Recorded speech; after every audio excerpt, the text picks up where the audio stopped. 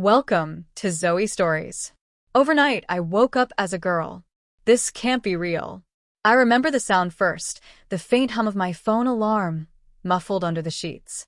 It was supposed to be a normal morning, a Saturday. The kind of lazy morning where you wake up and stare at the ceiling, half awake, half dreaming, trying to remember what day it is. But something felt wrong. The sheets against my skin felt different, softer somehow. I shifted my legs and froze. The sensation was strange, silky, like the fabric was gliding instead of brushing. My chest felt heavier. My heartbeat kicked up, a sharp pulse of confusion running through me. I pulled myself upright, and the blanket fell away. That's when I saw them, my hands. They were smaller, slender, smooth. My nails, polished a faint pink. My brain couldn't process what my eyes were seeing. I stumbled off the bed, tripping on the unfamiliar weight of hair brushing against my shoulders. I caught a glimpse of myself in the mirror across the room, and time stopped. A girl stared back at me. Her eyes were wide and green, framed by long lashes. Her lips were soft, parted in shock.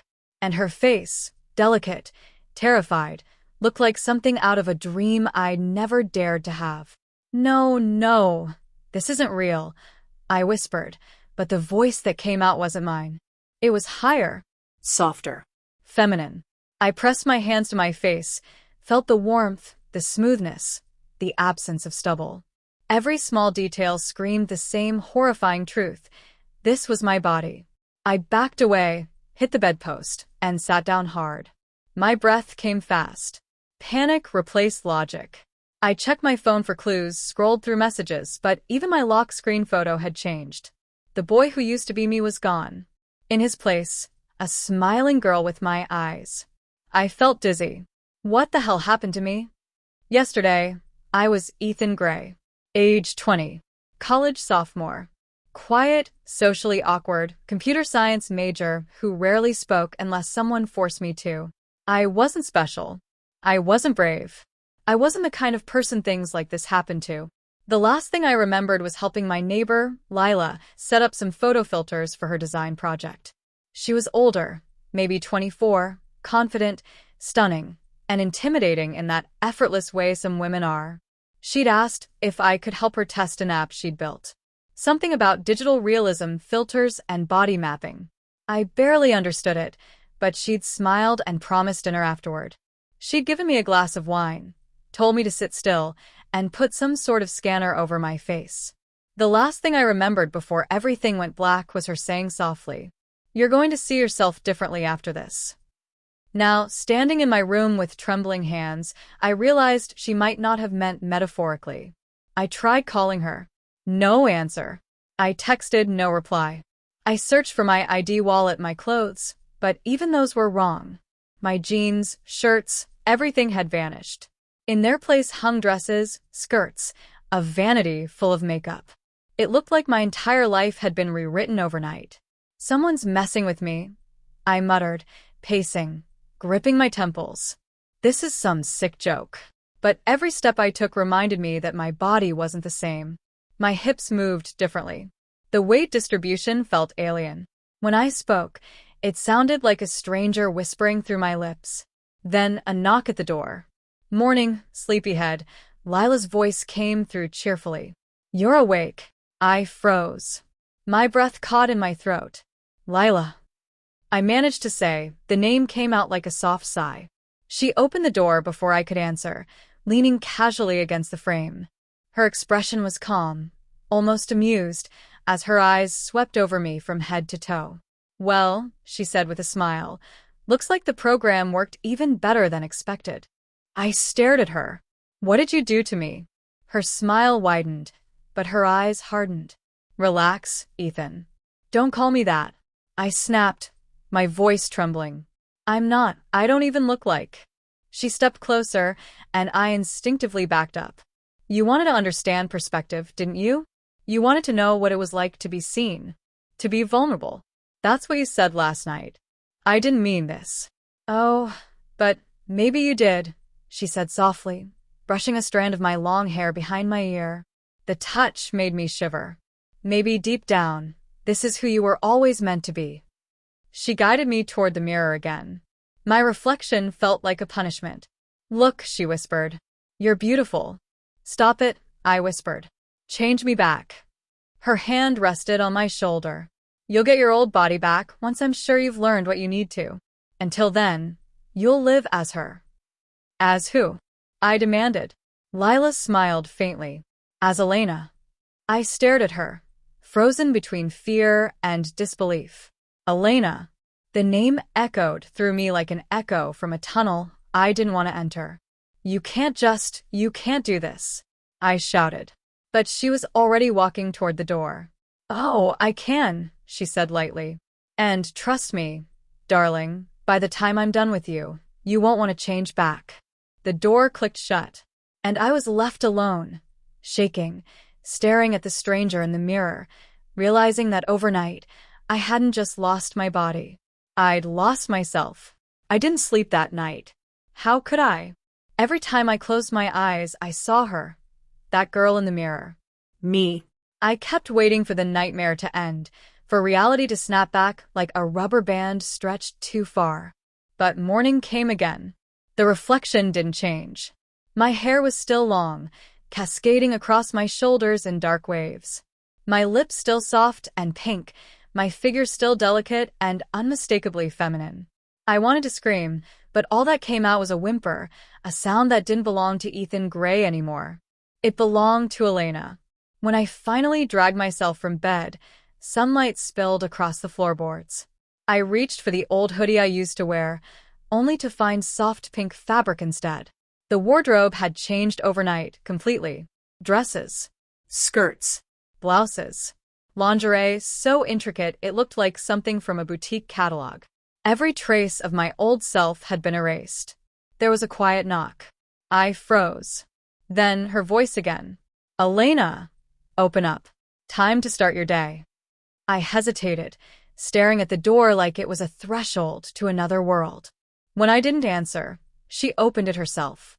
Lila stepped inside wearing a crisp white blouse tucked into a black skirt, her hair pulled into a perfect bun. The scent of her perfume, jasmine and confidence, filled the room before she even spoke. She held a tray in her hands, toast, coffee, and a folded pink envelope. Breakfast for my new roommate, she said with a knowing smile. I'm not your... I started, but she cut me off with a look so sharp it silenced me. Sit, she ordered. Something in her tone made me obey, without thinking. She sat opposite me, sipping her coffee calmly while I fidgeted, staring at my reflection in the window. Rule number 1, she began. No more Ethan. You are Elena now. You speak as her, move as her, think as her. I blinked. You can't just erase me. Oh, I'm not erasing you, she said lightly, unfolding the pink envelope and sliding it across the table. I'm helping you discover who you were meant to be. Inside was a list written in neat cursive handwriting. 15 lines. Each rule beginning with Elena will. Speak softly and gracefully. Sit with poise, legs together. Always wear something feminine. No exceptions. Keep hair brushed and styled. Answer politely to she and her. Maintain perfect posture. Wear light makeup daily. Smile when spoken to. Never raise your voice. Trust Lila's guidance completely. My throat tightened. This is insane.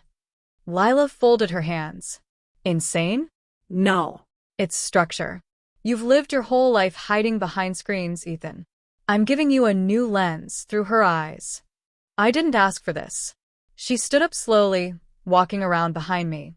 I felt her fingers rest on my shoulders, firm, almost tender. No, she whispered. But maybe you needed it. Stand up, she said suddenly. I obeyed before I even realized it. She led me to the mirror, the same one that had betrayed me yesterday. Look, she said. Really look. I stared. The girl in the mirror looked terrified but undeniably beautiful. The soft lines of her collarbone, the subtle curve of her waist, everything about her screamed fragility and grace. Say your name, Lila commanded. My voice cracked. I'm Ethan. Her expression hardened. Again. I swallowed. My heart pounded. I'm Elena. Lila smiled faintly. Good girl. Those two words hit me harder than I expected, a strange mix of humiliation and warmth blooming in my chest. Good girl. No one had ever spoken to me like that before. She stepped closer, standing behind me, her chin resting near my ear. You see? You can be more than what you were. Look how the world responds when you let go of control. Her perfume surrounded me, her words sinking deep into my thoughts, like ink on paper. For a moment, just a moment, I didn't hate what I saw. Now, she said, walking to the wardrobe. Let's dress you properly. I tensed as she pulled out a soft lavender dress with thin straps. No way. I'm not wearing that. You will, she replied, her tone unyielding. Or you'll never find out why this happened. Her words froze me mid-protest. That's what I wanted, answers. And she knew it. With trembling hands, I took the dress. It was lighter than I expected, like holding a secret. I turned my back while changing, feeling the fabric slide across my skin like a whisper. Every movement reminded me how foreign my body had become, the way my waist curved, the soft swell of my chest. When I finally faced the mirror again, I didn't recognize the person looking back. Elena looked alive. Lila circled me slowly, inspecting. Perfect, she murmured. Now sit. I did, awkwardly, crossing my legs the wrong way at first. She chuckled softly. No. Like this. She guided my knees together, gently lifting my chin with her finger. There. Better. Her approval was unsettlingly satisfying. Then came the makeup. She brought out a small kit and began explaining each item like it was part of a ceremony. Foundation, blush, mascara. Each brush stroke blurred the line between who I was and who I was becoming. Close your eyes, she whispered. The brush swept over my lids, light as air. You've never noticed how beautiful your eyes are, have you? I wanted to say stop. I wanted to scream, but the words wouldn't come. Somewhere between fear and fascination, I let her continue. There's power in beauty, she said softly. You've just never been taught how to use it. When she finished, she turned me toward the mirror again. The transformation was shocking. Gone was the frightened boy. In his place sat a young woman with flushed cheeks, shimmering lips, and eyes that could belong to a stranger. Or maybe someone I'd buried long ago. Good, Lila said, stepping back. Now, lesson 2. Public confidence. What do you mean public? I asked, dread creeping into my voice. You're coming with me, she said. Just a short walk. You need to see how the world reacts to you now. No, I can't. But she'd already opened the door. The sunlight hit me like a spotlight when I stepped outside. The air was cool, but my heart raced hot against my chest. Every sound felt louder, every passing car an audience. My heels clicked against the pavement, small, hesitant, feminine. Lila walked beside me like a guide, calm and composed. Keep your chin up, she instructed. Smile. People see confidence before they see anything else. 2 strangers passed by, a man and a woman. The man smiled politely. Morning, ladies, he said. Ladies. My stomach dropped. My knees felt weak. He didn't know. He couldn't know. But Lila's voice cut through my panic. See, she whispered. You belong. When we returned, I felt numb, emotionally drained, my mind spinning between humiliation and an inexplicable sense of pride. I'd survived it. No one had seen through me. No one had laughed. But the reflection in the mirror that night looked comfortable. Too comfortable. I reached out to touch the glass, fingertips meeting the girl's. Who are you? I whispered. The reflection only smiled back, the faintest, saddest smile. Then from behind me, Lila's voice, soft and deliberate. That's who you were always meant to be. Her words hung in the air as I stared at my reflection, the lines between illusion and identity blurring more each moment. I wasn't sure what scared me more, what she was doing to me, or how easily I was beginning to let her. The next morning, the world outside felt sharper, louder, as if every sound pressed against my skin. I'd barely slept. My thoughts kept circling the same question. What if I never wake up as myself again? Lila, of course, looked perfectly calm. She set her coffee cup down and said, almost casually, Elena, we have an appointment. Appointment? I asked, already uneasy. The salon. You need to look the part. No, I blurted. I'm not ready for that. Her smile didn't waver. Read Rule 10 again. Trust Lila's guidance completely. I stared at the words on that pink paper. It felt like they were written in iron. The car ride was silent except for the hum of traffic. I kept pulling the sleeves of my cardigan over my hands, trying to hide my polished nails. Each traffic light felt like an interrogation. Breathe, she said, glancing at me. You'll make people stare more if you look terrified. I am terrified. Then act, she replied. Confidence is half costume, half conviction. I turned my face toward the window, watching strangers pass. Every woman outside seemed effortless, hair tossed by the wind, lipstick perfect, sure of who she was. I wondered if they'd ever questioned the shape of their reflection like I did. The bell above the salon door chimed. A wave of perfume and warm air rushed out, along with the sharp hiss of blow-dryers. A woman with red curls looked up from the counter. Lila, right on time. Her gaze slid to me. And this must be? Lila placed a hand on my shoulder. Elena. She's a bit shy. She. The word landed like a stone dropped in water. I managed a small nod, praying the woman wouldn't see through me. Well, Elena, you're going to love this, the stylist said brightly. Come on, honey, chair number 2. The mirror was merciless. Every flaw, every tremor in my expression reflected tenfold under the ring light. The stylist's fingers moved through my hair, separating strands, talking about layers and texture as if I weren't silently imploding. So, she said, any special look you want? Before I could answer, Lila spoke. Something that feels natural, but distinctly her. Soft, elegant. I met her eyes in the mirror. She smiled. You'll thank me later. The scissors began to snip. Each lock of hair that felt like a piece of the old me being severed. Ethan, quiet, unnoticed Ethan, drifting to the floor one strand at a time. 2 other clients sat nearby. I heard fragments of conversation, laughter, compliments, the scrape of coffee cups. Then one of them lowered her voice. Isn't she that girl from campus? The one in the tech club. My pulse stopped. They were talking about me. Another voice. No, she's too pretty. Different vibe. Lila met my eyes in the mirror again. Her lips curved slightly, like she'd planned this. I gripped the arms of the chair. If they recognized me, everything would collapse.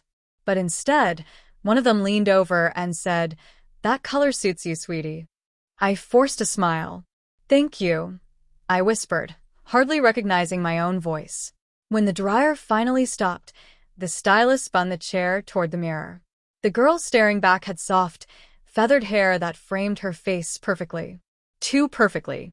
I couldn't breathe. It was beautiful. And that terrified me. I stood abruptly. I need air. Lila followed me outside. The late afternoon sun hit my face, and I felt tears threaten. I can't do this, I said. Every time someone calls me by that name, I feel like I'm disappearing. Lila's voice softened. Disappearing, or finally being seen? I looked at her, confused, angry, desperate for something real.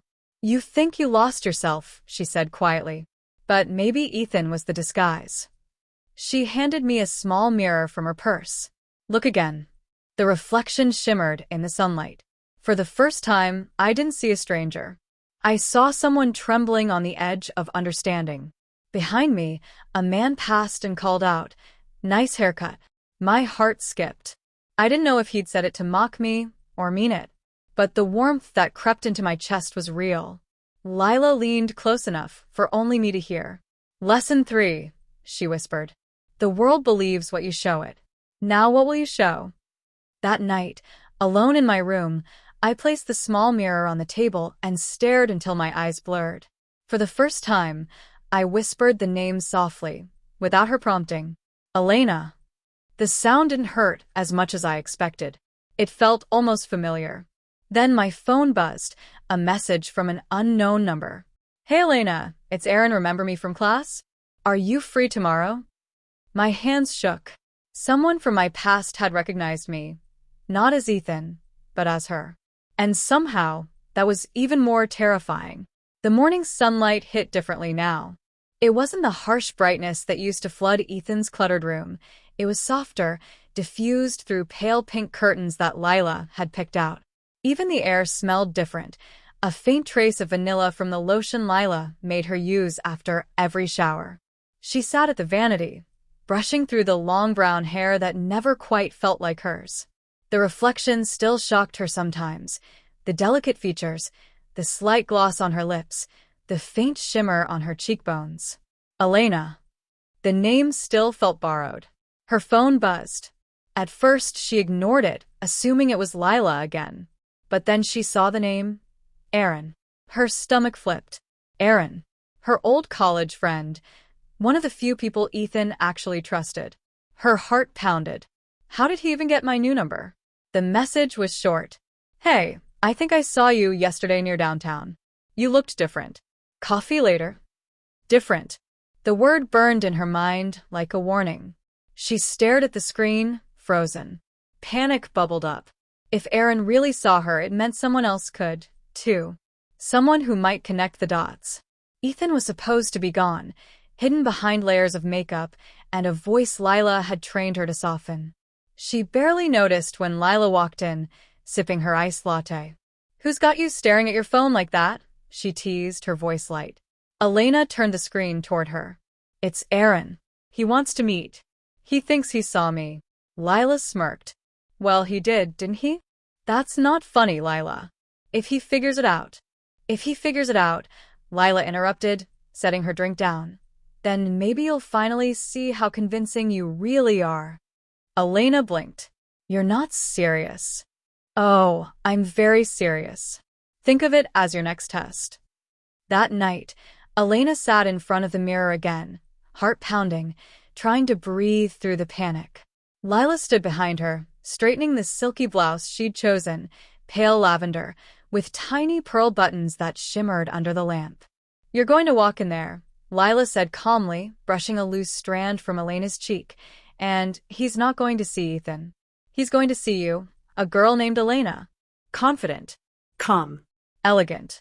I can't do this, Elena whispered. You already are. The cafe was quieter than she remembered. The smell of roasted coffee and cinnamon was overwhelming. She could feel eyes on her as she walked in, not because anyone recognized her, but because she looked like someone worth noticing. Every step in the low heels felt like a test of balance and identity. Then she saw him. Aaron. He waved her over with that same familiar grin, though now it looked sharper, more curious. Elena, right? He asked as she sat down. Her throat tightened. Yes. That's me. You just remind me of someone, he said slowly, studying her. A friend I used to know. Her pulse quickened. Really? Who? He leaned forward. Ethan. You kind of have his eyes. The world felt like it tilted for a second. She forced a soft laugh. That's a weird coincidence. Aaron smiled, but his gaze lingered too long, searching, analyzing. Yeah. Coincidence. He asked questions. About her work, her family, her plans. Every lie she told had to sound effortless, and every time she almost stumbled, she saw Lila's reflection in her mind, mouthing the words, "Stay calm." But then, just as the conversation started to relax, Aaron's expression shifted.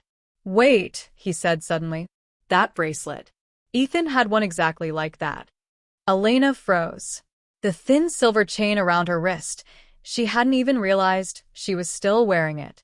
A gift from Aaron, back when everything was simpler. She could feel his suspicion building. The silence stretched. Finally, she smiled, a trembling, practiced smile, and said softly, "Maybe he and I have more in common than you think." Aaron frowned. Maybe. The moment hung in the air, thick with uncertainty. She excused herself a few minutes later, stepping outside into the cool night air, her heart racing as if she'd just escaped an ambush. Her phone buzzed again. Lila's text. You handled that perfectly. See? No one saw Ethan. Only Elena. Elena looked up at the city lights reflected in a nearby window, and for the first time, she wasn't sure whose reflection she saw staring back. For 2 days, Elena didn't leave her room. She couldn't stop replaying that moment, Aaron's eyes narrowing, his voice echoing. You have Ethan's eyes. It looped like a haunting melody. Every glance in the mirror felt like betrayal. The face staring back at her wasn't a mask anymore. It moved with her, breathed with her. When she frowned, the girl frowned. When she whispered Ethan's name under her breath, the lips that formed it didn't look like they'd ever belonged to a boy. Outside, the rain fell endlessly, soft and steady, blurring the world into gray watercolor. Lila knocked gently before entering. You've been quiet. Elena didn't answer. You should eat something, Lila continued, setting a bowl of soup down beside her. You did well with Aaron. He's curious, but he doesn't know. Elena turned toward her, eyes hollow. He knows enough. He's going to tell someone. What if people start asking questions? Lila smiled, that unnervingly calm, knowing smile. Let them ask.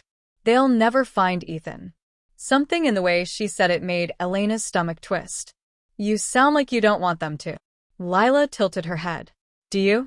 Elena blinked. Of course I do. I want this to end. Lila's voice softened. And if it doesn't? If this is who you're supposed to be now? Elena looked away, her throat tightening. That's not funny. I'm not joking, Lila said, sitting beside her. You've seen how people react to you now. The way they smile, listen, open up. You have a power you never had before. That's not power, Elena whispered. That's pretending. Pretending. Lila's tone sharpened slightly. Pretending doesn't make your voice tremble the way it does when you say your name. Pretending doesn't make your hands shake when you wipe off your makeup. You've stopped fighting it, Elena. You just haven't realized it yet. That night, unable to sleep, Elena walked to the bathroom. The mirror fogged with steam from a forgotten shower. She wiped it clean and stared. Her reflection didn't look frightened anymore, just tired. She lifted her hair, touched the soft curve of her jaw, the faint shimmer under her eyes. She tried to imagine the boy she'd been, but the memory felt distant, faded like an old photograph left out in the sun too long. Then her phone vibrated again. A message, anonymous. I know who you are. Her blood went cold. She checked the number, unknown. Another message followed seconds later. Aaron told me everything. Let's talk before it's too late. The name at the bottom made her freeze. Maya. Aaron's girlfriend. She hadn't spoken to her in years, but she remembered Maya well, sharp, observant, never one to believe in coincidences. She sat on the edge of the bed, shaking. Lila walked in again, instantly reading her expression. What happened? Elena showed her the screen. Lila's expression hardened, the first real crack in her calm. Don't respond. She's fishing. But what if she knows? She doesn't. Not unless you tell her. Elena looked back down at the message, her heart pounding. For a moment, she thought about deleting it, pretending it never happened. But a strange feeling tugged at her, curiosity, or maybe guilt. She whispered, almost to herself, what if she can help me? Lila's tone turned sharp. Help you do what? Find Ethan again. The silence that followed was heavier than any argument. Finally, Lila said quietly, be careful what you wish for, Elena. Sometimes, going back isn't an option. Elena didn't tell Lila she was leaving. She waited until the apartment lights dimmed, until she heard the soft rhythm of Lila's breathing through the wall, then slipped out wearing a plain hoodie and cap. The streets were wet, slick from the night rain, the lamps turning puddles into small shards of gold. The cafe was almost empty when she arrived. Maya was already there, sitting in the corner. She looked exactly as Elena remembered, sharp eyes, clipped movements, the kind of person who notices what others try to hide. Ethan, Maya whispered when Elena slid into the seat across from her. The name sounded foreign now. It didn't fit the way it used to. Elena hesitated. Don't call me that. Not here. Maya studied her carefully. Then what do I call you? Elena. Maya gave a small, grim smile. She really did it then. Elena frowned. What do you mean she did it? You talk like you already knew this was going to happen. I didn't know this exactly, Maya said, stirring her coffee. But I knew Lila was experimenting. A few months ago, she told me she was working on a behavioral reversal study. She wanted to prove how environment and suggestion could rewrite identity. Elena stared at her. Are you saying this is some kind of experiment? Not just an experiment, Maya said softly. A project. She wanted to document the complete reconstruction of someone's gender identity. You were her case study. The words hit like a physical blow. Elena felt the air leave her lungs. She couldn't. Maya reached into her bag and slid something across the table. A flash drive. There are videos. Notes. Maybe even a contract you signed without reading properly. It's all on her laptop. She's been recording more than you think. The cafe door opened. A gust of cold air swept through, carrying the scent of rain and streetlight. Maya leaned closer. Listen carefully. You need to get out before she finishes whatever she's planning. This isn't about revenge anymore. It's about control. Elena gripped the edge of the table. Her mind reeled with fragments. Lila's calm tone, the endless makeup lessons, the subtle gaslighting, the way she said, "You've stopped fighting it." What if she's right? Elena whispered, almost to herself. What if I've already changed? Maya's voice softened. You can still remember who you were. That's what she's trying to erase. A shadow fell across the table. Elena looked up. Lila stood in the doorway. For 1 second, no one moved. Lila's gaze shifted from Maya to Elena, calm, unreadable. Interesting company you keep, she said quietly. Maya stood unflinching. You can't keep doing this, Lila. Lila's lips curved into a small, polite smile. Oh, but it seems to be working beautifully. Before Elena could speak, Lila turned to her. Come home. The command in her voice made Elena's heart skip. She looked at Maya, who gave the smallest nod, slipping the flash drive into Elena's pocket as she whispered, Find out the truth. Lila placed a hand on Elena's shoulder, guiding her out of the cafe like nothing had happened. The walk home was silent. Lila's grip on her arm was gentle but firm. When they reached the apartment, she finally spoke. Whatever Maya told you, forget it. She said you were recording me, Elena said quietly. Lila looked at her with mild disappointment. I was helping you.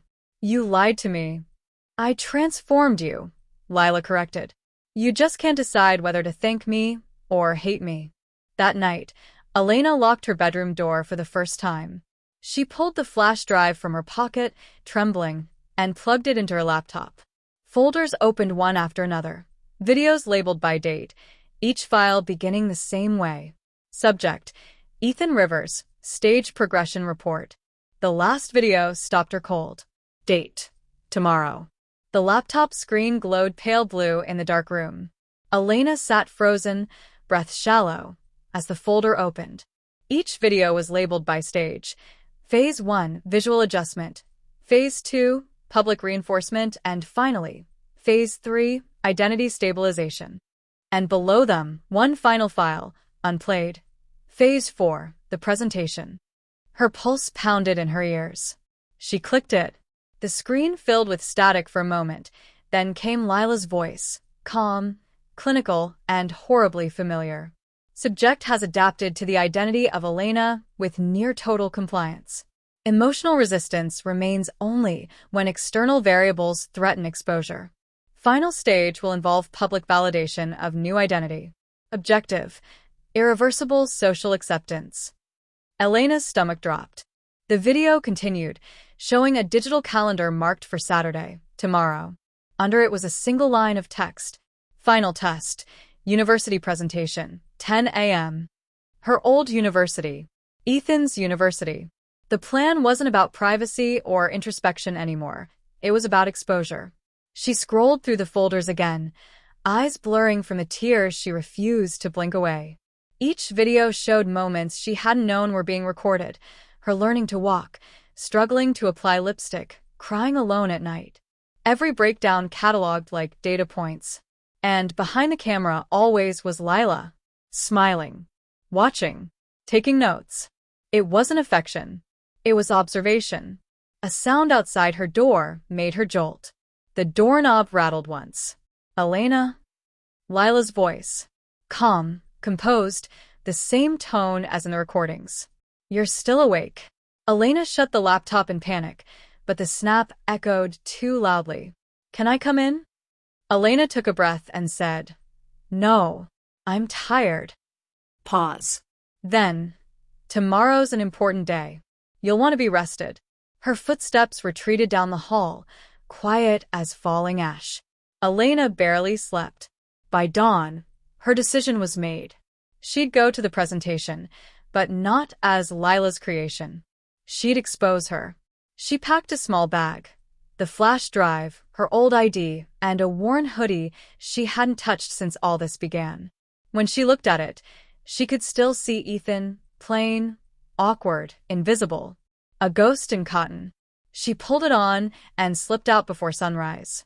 The university felt both familiar and alien. Walking across the courtyard, she caught glimpses of old faces. A professor, a friend from her computer science class. None of them recognized her, or if they did, they didn't say it. She reached the auditorium and froze. Posters lined the walls. Behavioral reassignment and identity formation, presented by Dr. Lila Serrano. Her name wasn't anywhere. At the center of the stage stood a mannequin dressed in the same outfit she'd worn for their last photo shoot. Soft blouse, pleated skirt, subtle heels. And beside it, on a projection screen, was her face. Her Elena face. Lila appeared moments later, perfectly composed in a tailored suit, smiling as the audience settled. Today, she began, we conclude a long and delicate study in the reconstruction of self. Elena moved down the side aisle, her heart hammering. She saw the presentation slide change, footage of her transformation flashing one after another. Every private moment turned into spectacle. Lila gestured toward the screen. Here, you see the subject's evolution from denial to adaptation. A total integration of external identity and internal perception. In short, the creation of a new person. Elena's voice broke the silence. No, you didn't create me. Every head turned. Lila froze for half a second before her smile returned, brittle. Ah, she said softly. The subject joins us. Elena stepped forward, shaking, but her voice strengthened with every word. You lied to me. You told me it was for confidence, for growth. But it was for you. For your reputation, your theory, your experiment. Lila tilted her head, expression unreadable. And yet here you stand, articulate, self-assured, stronger than you ever were as Ethan. Are you sure you want to destroy what you've become? Elena hesitated, every eye in the room burning into her. She wanted to scream, to run. But deep inside, she knew she wasn't just Ethan anymore. She couldn't go back, but she couldn't belong to Lila either. She reached into her bag, pulled out the flash drive, and held it up. This is everything you didn't want anyone to see. The truth. A murmur spread through the audience. Lila's smile faltered. Play it, someone from the back said. Elena climbed the stage, ignoring Lila's warning look, and plugged the drive into the projector. The recordings filled the screen, her tears, her confusion, Lila's cold voice describing every stage of her adaptation. The room grew silent. When the final line played, final stage, irreversible social acceptance. Elena looked directly at her. I decide who I am, she said. Not your experiment. The audience erupted, half in shock, half in whispers. Lila stood perfectly still, but her mask cracked, just enough for Elena to see the fear behind it. Security was called, the lights flickered, and chaos filled the room. But in the center of it all, Elena walked off the stage, head high, trembling, alive. Outside, the air felt different. Lighter. The sun was rising, and for the first time, she didn't know whether she was Ethan or Elena. Only that whoever she was, she'd chosen it herself. By noon the story was everywhere. Clips from the presentation flooded social media. Screenshots of Elena on stage, shaky phone footage of her confrontation with Lila, and dozens of threads speculating who she really was. When she opened her phone, her notifications were a storm. Is this real? Is that girl even a girl?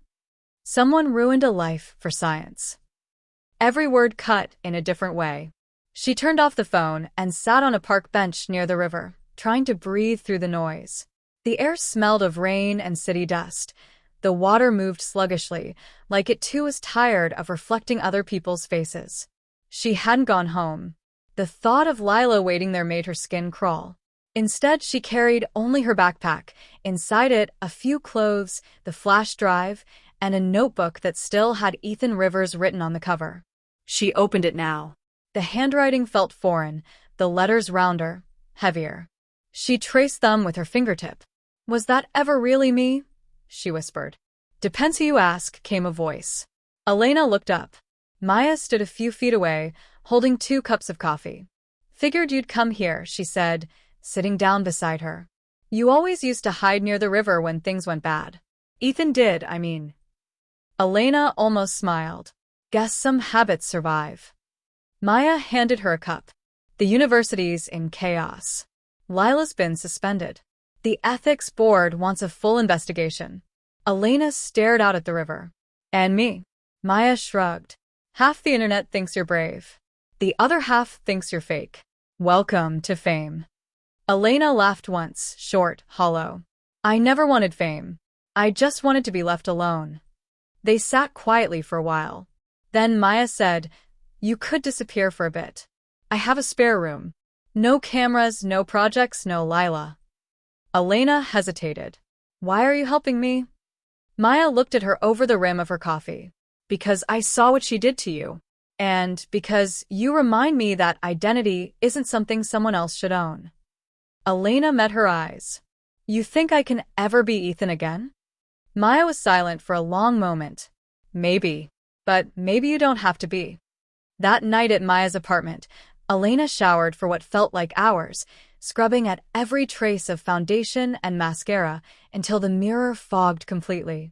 When she wiped it clear, she expected to see Ethan, but the reflection was still hers, softer, sadder, eyes deeper. She whispered, Who are you now? The reflection didn't answer. The next morning, an email arrived from the University Ethics Committee. Subject: Request for testimony. They wanted her version of the events. She could tell them everything. The manipulation, the recordings, the deception, and finally end it all. But a small, uneasy voice in her head asked, If they erase everything Lila did, what happens to the person you've become? Because as much as she hated it, a part of her had grown into this new self, the poise, the confidence, the courage to speak out. Traits Ethan never had. Later that day, while Maya was at work, Elena opened her bag and pulled out the flash drive again. She scrolled through the folders one last time. In the final video, Lila's voice said something she hadn't heard before. Transformation isn't destruction. It's revelation. You can't unsee what you've become. Elena stared at the paused frame, her own reflection on screen, and shut the laptop. Maybe she would testify. Maybe she wouldn't. But for the first time, the choice would be hers. That night, she stood on the apartment balcony, the city lights glittering below. The air smelled like rain again. She closed her eyes and whispered her name, both names, softly into the dark. Neither felt wrong anymore. The news broke on a Monday morning. I was brushing my hair, something I still hadn't mastered perfectly, when Maya's gasp shattered the silence. She was scrolling through her phone, her face lit by the cold glow of the screen. Eli, you need to see this, she whispered, her voice trembling. I turned, and there she was, Lila, smiling confidently in front of a row of microphones, dressed sharply, her expression controlled, almost angelic. The caption beneath the video read, Dr. Lila Heartbreak Silence. My experiment was never about control. My stomach tightened. It was like watching a ghost crawl out of my past, calm, polished, and terrifyingly sure of herself. Maya turned the volume up. I was accused of manipulation, Lila said in the clip, her tone smooth, deliberate. But the truth is, my goal was to understand identity, how it bends, how it adapts under pressure. The subject agreed to every stage of the experiment. What happened afterward was unexpected, but enlightening. Enlightening. That word felt like a knife. She spoke like I was still a lab sample, not a human being who had cried, fought, and broken because of her. She's twisting everything, I said, almost in disbelief. Maya nodded. She's not just twisting it, she's rewriting it. By evening, reporters were already trying to reach me. The story spread fast. Elena Hart, the girl who used to be him. They made it sound like a miracle, like I was something to study, not someone to understand. At first, I wanted to hide, to turn my phone off, shut the blinds, and pretend none of it was happening. But then, I saw her face again. That same cold, intelligent smile that had haunted me for months. And something inside me snapped. I'm done hiding, I said. Maya looked startled. You mean? I'm going to talk. On my own terms. The next day, we went to the station that had aired Lila's interview. They didn't expect me to walk in. I could see it in their faces. The shock, the curiosity, the whispers. But I stood tall. My reflection on the studio glass didn't feel foreign anymore. When the camera light blinked red, I breathed once, deeply, and began. My name is Elena, and what happened to me wasn't just an experiment. It was a choice I didn't understand until it was too late. But what I've learned is that identity isn't a formula someone can write down. It's something we live, one heartbeat at a time. I saw the anchor's eyebrows lift. The studio fell quiet. And in that silence, I saw her, Lila, watching from behind the camera, a faint smirk curling her lips. Even now, she was testing me. The segment ended. Cameras shut down. But she didn't move. You've grown, she said softly, stepping closer. I was right about you. You were wrong, I replied. You thought you made me. But I made me. Her smile faltered, just slightly. We'll see about that, she murmured and walked away. The words echoed long after she left. That night, my inbox exploded with messages, some kind, others cruel. But the one that made my blood run cold was short, simple, and signed with a name I'd hoped never to see again. There's still one file left. L. The past wasn't done with me yet. Sleep became impossible that night. Every time I closed my eyes, I saw Lila's face. The calm confidence. The unshakable control.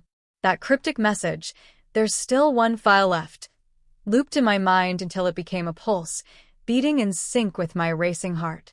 Maya noticed. She always did. You're shaking, she said, placing a hand on my shoulder. I'm fine, I lied. Just curious. Curious. It was a dangerous word. Curiosity was what had gotten me into this mess in the first place. But something in me needed to know what file. What did she still have on me? I powered on my laptop. The screen flickered to life, and for a second, everything felt eerily familiar. My fingers hovered above the keys like they used to when I was Ethan, the coder, the logical mind, the one who thought emotion was weakness. Now my hands trembled slightly. Lighter. Softer. But still capable. I opened an encrypted inbox. Sure enough, an email waited. No subject, no signature. Just an attachment named EL_final docs. Maya leaned closer. Don't open it. But I did. The document loaded slowly, line by line, until I saw the words that made my skin crawl. Subject 07. Transformation protocol results. Emotional and psychological identity stability achieved.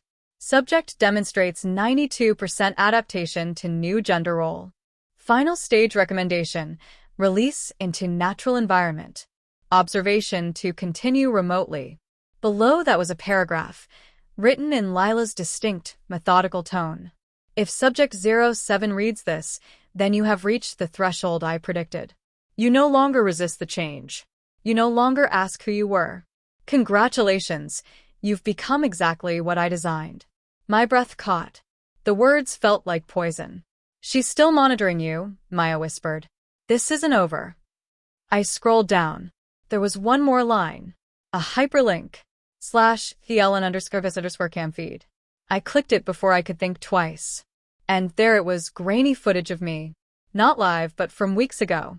In my apartment. Talking, laughing with Maya, cooking, walking to the door. I could see every moment of my new life recorded through the faint reflection of a hidden camera. Maya covered her mouth. She's been watching you. A cold fury burned through me. Lila hadn't just played with my identity. She'd stolen my privacy, my sense of safety. She thinks she owns me, I said, standing up. But she's wrong. What are you going to do? End it. For good. The decision was instant, reckless, necessary. By midnight, I was outside Lila's research facility. It was locked, the same sterile building that once felt like a cage. Rain poured, soaking through my coat. Every instinct screamed at me to turn back, but I didn't. Inside, the power was on. Her office light glowed faintly through frosted glass. I walked down the hall, my shoes echoing against the tile, heart pounding. The door opened before I reached it. Lila stood there, as if she'd been expecting me. You came, she said softly. I was wondering when you would. I stared at her, every word trembling on the edge of anger. You were watching me. Observation, she corrected. You were the most successful result of my entire project. Of course I had to continue studying you. You studied me like a test subject. I lived it. For a moment, she said nothing. Then she smiled sadly this time. Maybe you don't see it yet, but I set you free. I stepped closer. You didn't set me free. You built a prison and told me it was freedom.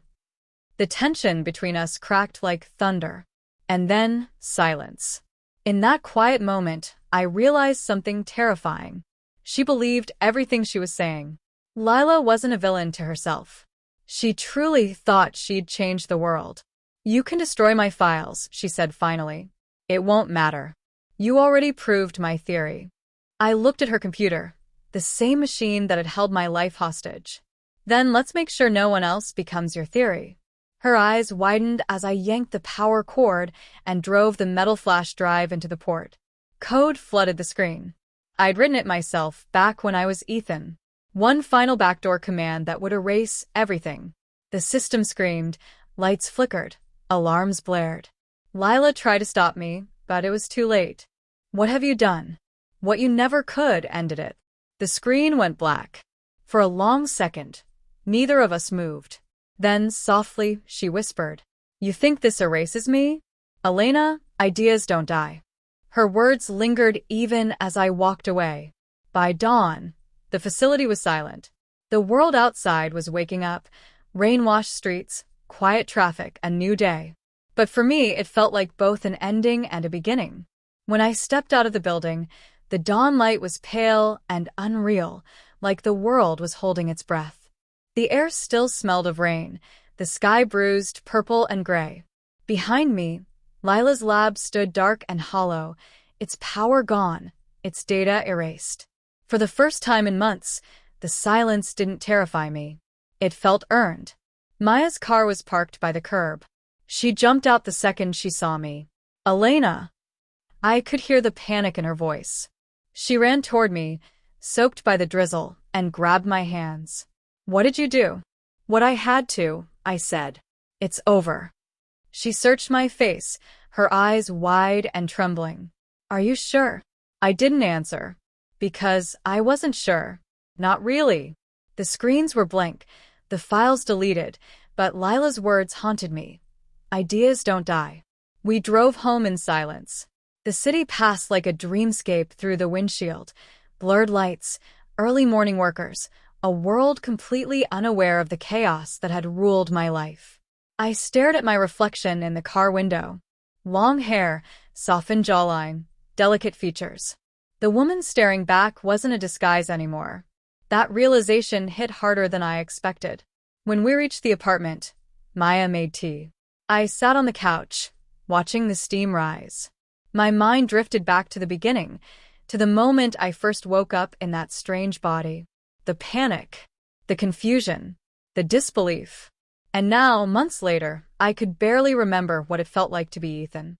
Maya placed the cup in front of me. So, what happens now? I let out a long breath. Now, I find out who I really am. Her expression softened. You already know, don't you? I don't. I shook my head. I was created, manipulated, watched. Every choice I made could have been part of her experiment. Maya sat beside me. Then start making choices that aren't. It sounded simple, but it wasn't, because the world outside had started to notice. By the next afternoon, the news broke. Unknown research lab destroyed in alleged data breach. Lila's name wasn't mentioned, but I saw her silhouette in every blurred photo, her voice in every vague statement about ethical violations. And then came the emails. Journalists, former colleagues, even people from my old life, Ethan's life. One subject line froze me. We need to talk, Aaron. I hadn't seen that name in months. Maya noticed me staring at the screen. Who's that? Someone who knew me before.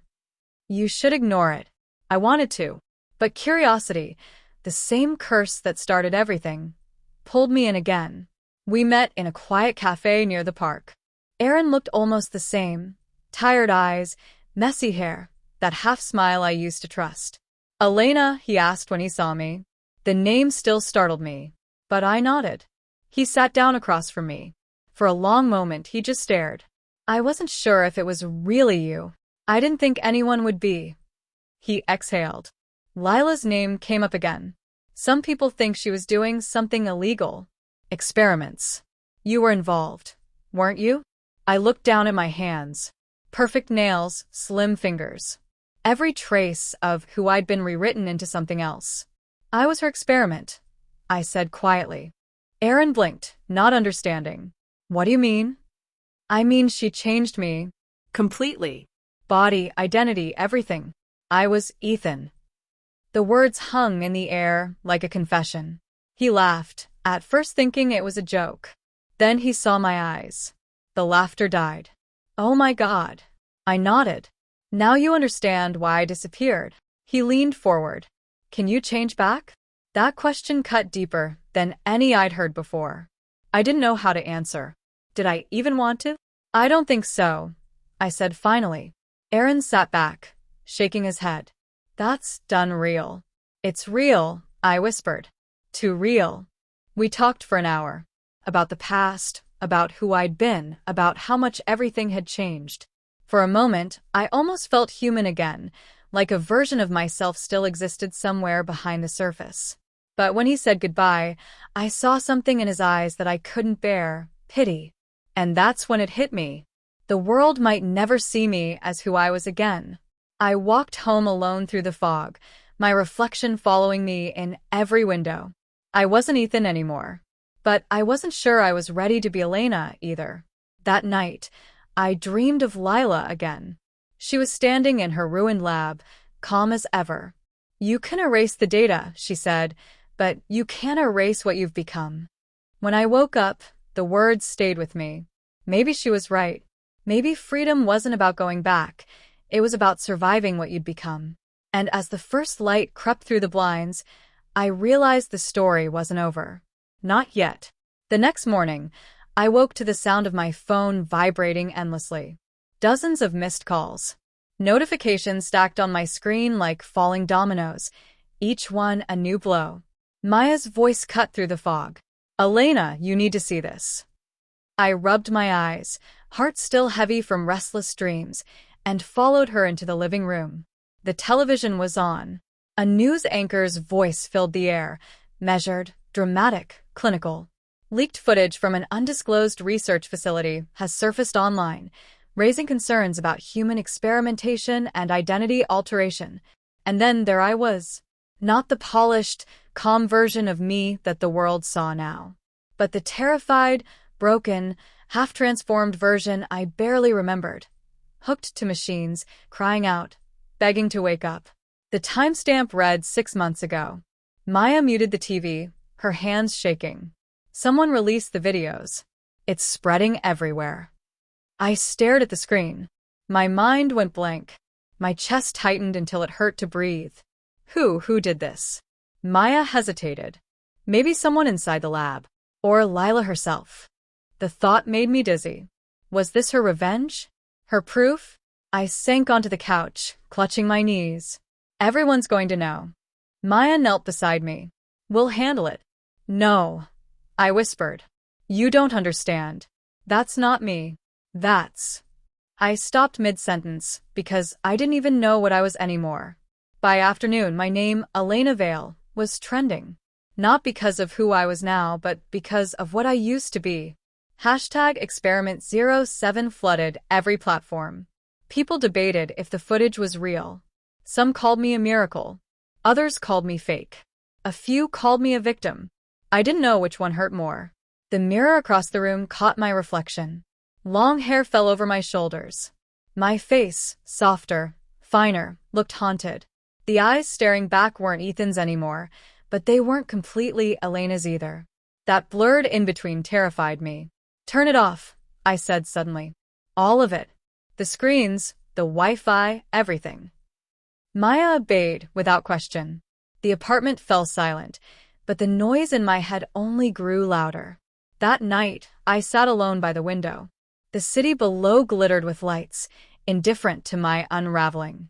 I thought about the boy I once was, the one who studied code, avoided crowds, and thought life was simple if you stayed invisible. He'd been gone for months. Now the world couldn't stop looking at me. My phone buzzed again. I almost ignored it, but curiosity won. The message was from a number I didn't recognize. You're stronger than you think. No signature. No clue. But I knew who it was. Lila. I clenched the phone. Why are you doing this? I typed back. No reply came. Days passed. The world kept talking. The footage spread, and so did the lies. News channels debated the ethics of transformation. Scientists called it impossible.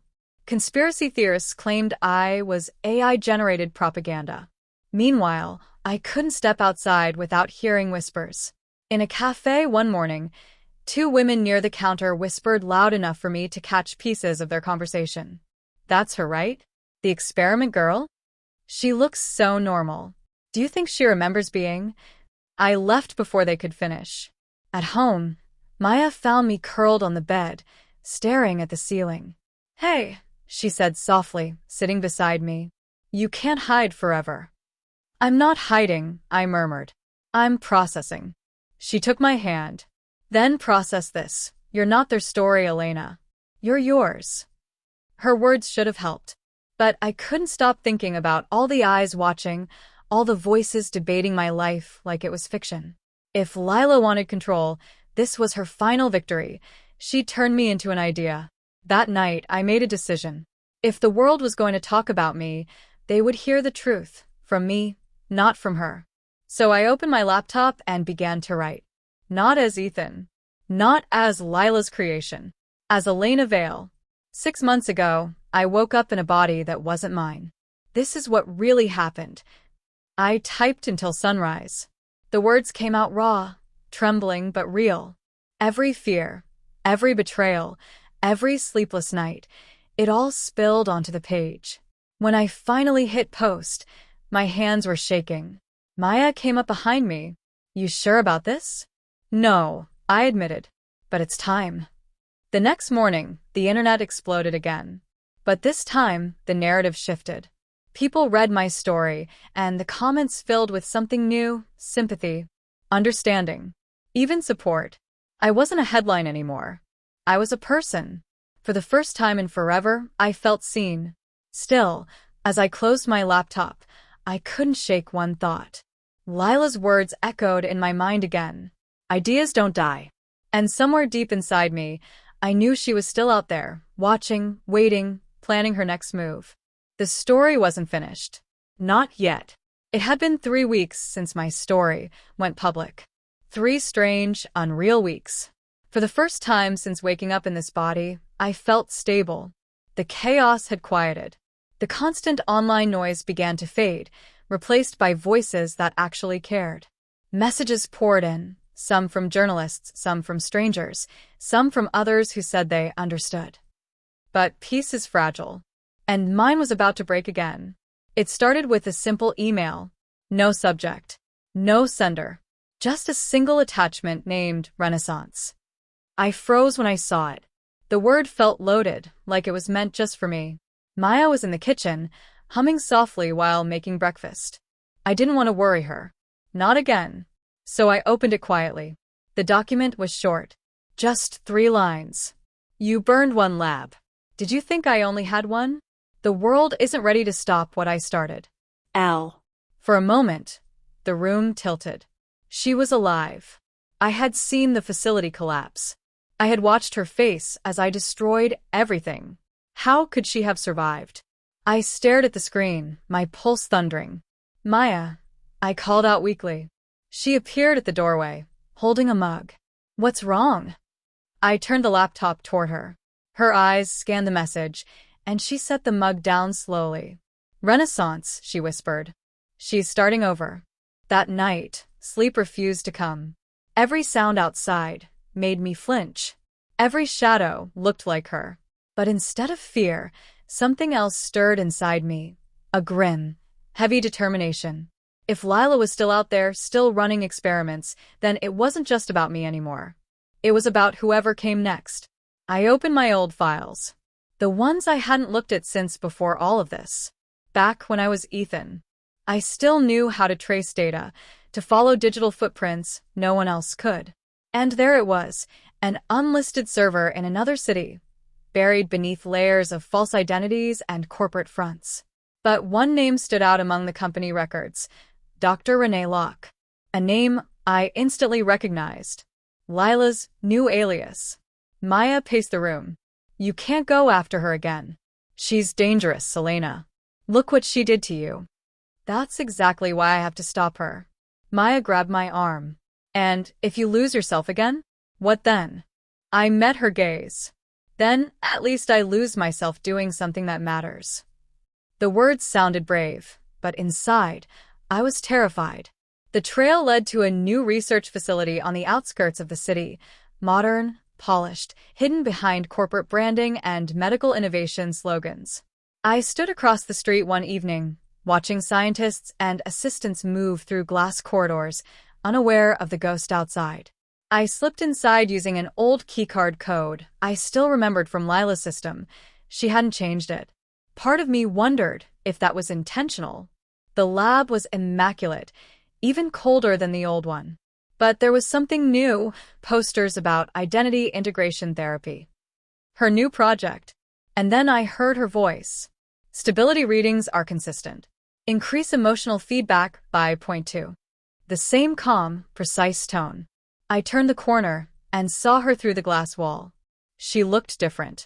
Her hair shorter, her posture softer, almost human again. But her eyes, those same sharp eyes, hadn't changed. Next to her, a young person sat in a chair, trembling, hooked to machines. Another subject. I felt my stomach twist. Before I could think, I pushed the door open. Stop. Lila turned slowly. When she saw me, a smile touched her lips. I was wondering when you'd come. The assistants froze. She waved them away. They left without a word. You're alive, I said. Obviously. Why? I demanded. Why start again?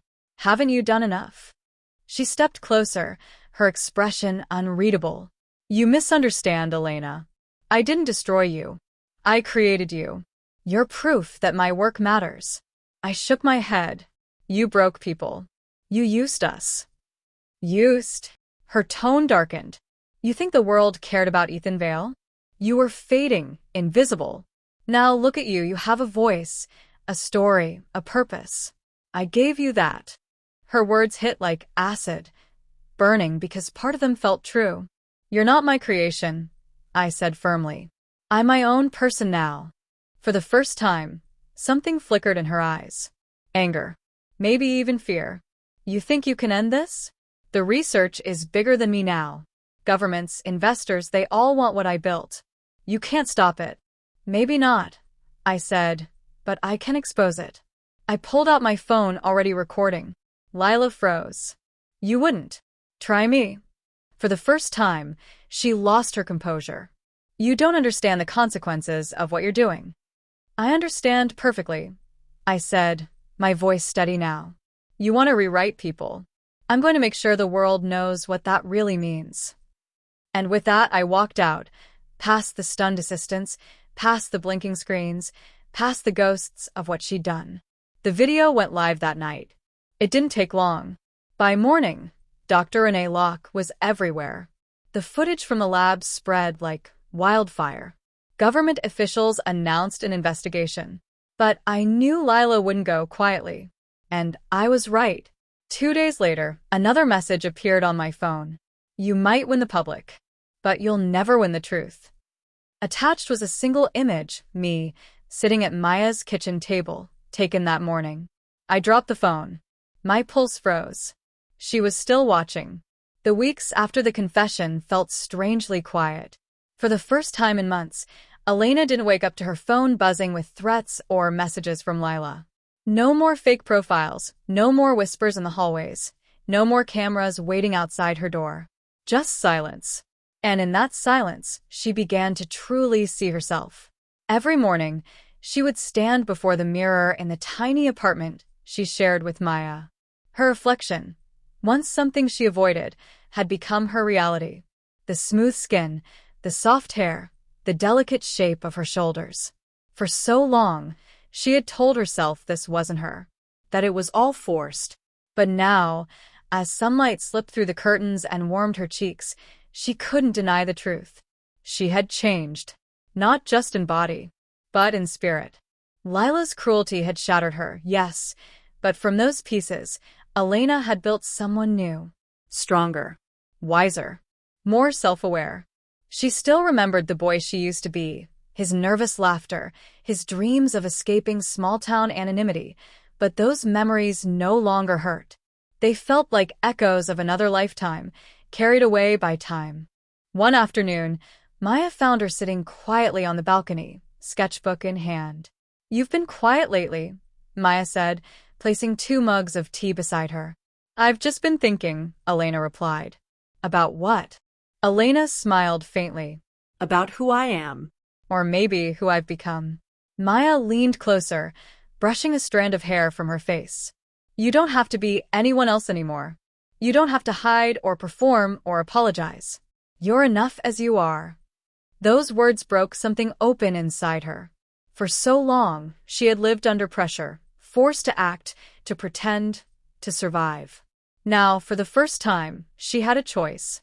Weeks later, a letter arrived. No return address, just a single name scrawled in neat handwriting. Lila. Inside, a short note. Maybe I went too far. Maybe I lost control. But you were the only one who ever understood what I was trying to prove. Live your truth, Elena. That's your revenge. Elena folded the note, her hands trembling. There were no apologies, no promises, just an acknowledgement. And strangely, that was enough. She placed the letter in a drawer, then looked at herself in the mirror once more. The girl staring back wasn't frightened anymore. She wasn't trapped. She wasn't pretending. She whispered, softly but firmly, I forgive you, Lila. Outside, the evening sky turned gold and pink. Maya called from the kitchen, laughter in her voice. The scent of jasmine tea filled the air. Elena took one last look at her reflection, then turned away, ready to step into the life she'd finally chosen for herself. The story didn't end with revenge. It ended with understanding. Because sometimes the most powerful transformation isn't the one that changes your body. It's the one that sets your soul free.